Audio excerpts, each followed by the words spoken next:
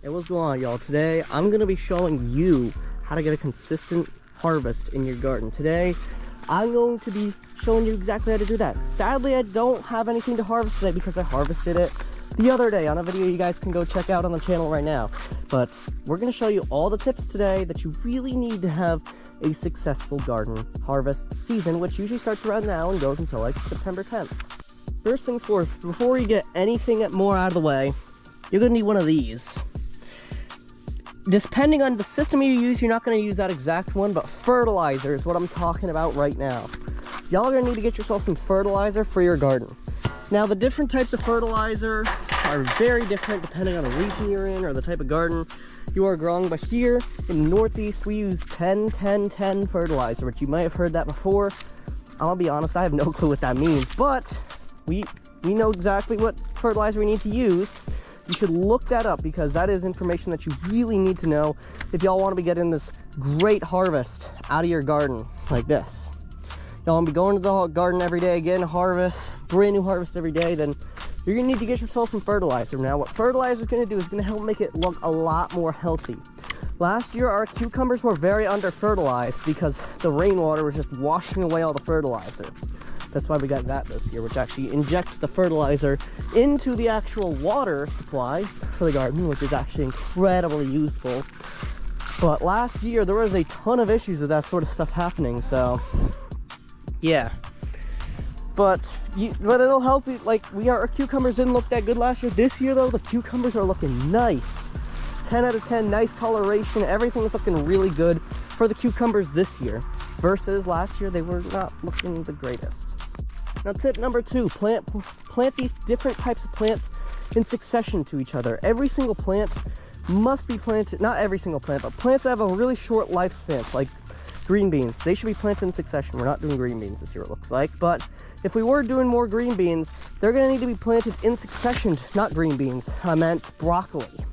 We're gonna need to keep on planting that over and over twice a year here in the Northeast, Zone 6B, because that's kind of how it works. It has a really short lifespan, but you get a really nice harvest, like 3 weeks, like right at the end of June. And then again, you get a really nice harvest around like September 15th, 20th here in the Northeast, which I think is actually pretty cool to think about. I need to do some work in here, like soon, to actually get all this stuff off because it's going to seed. I need to make sure none of this gets planted next year. We need to get this out like today. But at the end of the day, though, that is one of the most important things, because some plants just won't be producing for that long.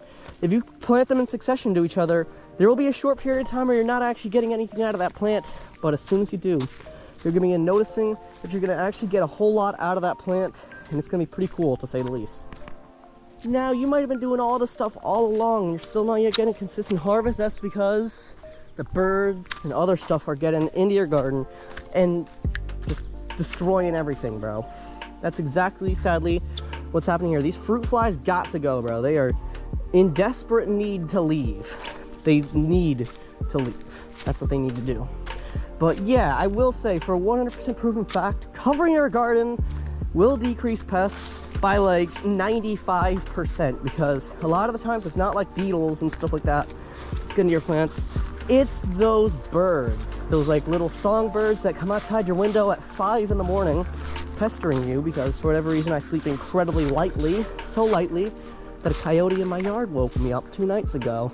I went out the door, told it to shut up, threatened it a little bit, and then went right back to bed. That was like 2 nights ago, by the way. So yeah, that's quite literally what happens if you leave your garden. Literally just an open target for pests like that, because they will be taking away your harvest, and eventually that will mean nothing. That is literally the root cause of like 80% of gardening issues right there, is having your garden open. The reason we have ours open is because our garden is way too big, by the way, guys. I'm going to be talking about future gardening plans in a couple weeks, so don't forget to go down below, click that subscribe button, bro. We're trying to reach 4K ASAP here, bro, and 4K hours too. We're trying to get that bag of $16 that I can go use and buy 1 McDonald's burger at this point and 1 Subway footlong.